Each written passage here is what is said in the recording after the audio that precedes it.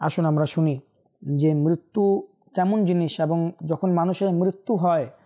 তখন কত রকমের বিপদ আপদ, কত কষ্ট তাকে ফেস করতে হয়। পৃথিবীর যে মরুক না কেন, যে কোনো মানুষ মরুক না কেন, মৃত্যুর সময় অবশ্যই তাকে খুব খুব কঠিন তাকে একটা কষ্ট দিয়ে নিজেকে অতিবাহিত করতে হয়। বর্ণিত রয়েছে বনি ইসরায়েলের একটি দল একদা একটি কবরস্থানের নিকটে এসে পরস্পর বলা বলি করতে লাগলো যে একটা কাজ করে আমরা 2 রাকাত নামাজ পড়ি,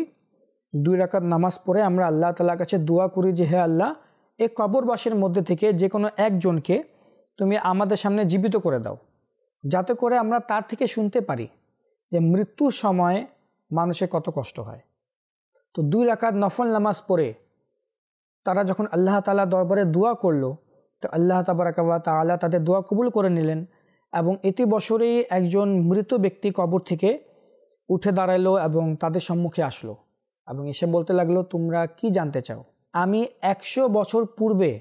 মৃত্যুবরণ করেছি এবং মৃত্যুর যে একটা কষ্ট, মৃত্যুর যে একটি তিক্ত ভাব, এটা আজকেও আমি অনুভব করছি। হযরত আনাস ইবনে মালিক রাদিয়াল্লাহু তাআলা আনহু হতে বর্ণিত যে রাসূল করিম সাল্লাল্লাহু আলাইহি ওয়াসাল্লাম ইরশাদ করেছেন, মালাকুল মওতের একটা থাবা 1000 তরবারির আঘাত হতেও কঠিন হবে। রূহ কবজ হওয়ার সময় যখন মালাকুল মওত যখন রূহ বের করবেন, তখন মালাকুল মওত যখন আমাদেরকে একটি থাবা দিবেন বা আঘাত দিবেন রূহ বের করার জন্য, তখন এর যে একটা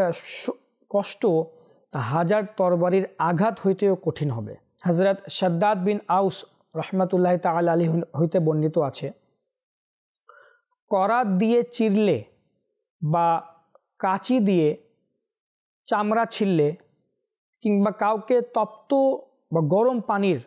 পাতিলায় নিক্ষেপ করলেও সে পরিমাণ কষ্ট অনুভব হয় না যে পরিমাণ কষ্ট মৃত্যুর সময় হয়।